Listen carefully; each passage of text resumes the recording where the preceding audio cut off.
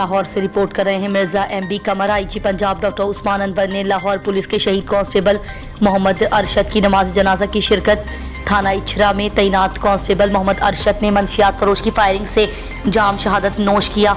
Regional directorate commander anti narcotics force brigadier Sikandar Hayat, CCPO Lahore Bilal Siddique Kamiana, DIG organised crime unit captain retired Liaqat Ali Malik, DIG admin Muntazir, DIG investigation Imran Kishwar, SSP discipline Lahore Suhaib Ashraf, commander ANF Sikandar Hayat, Lahore police के SPs और ANF के अफसरान की नमाज जनाजा में शिरकत।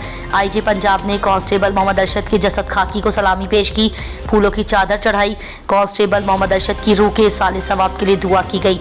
पुलिस के चाकू चौबंद दस्ते ने शहीद को सलामी पेश की।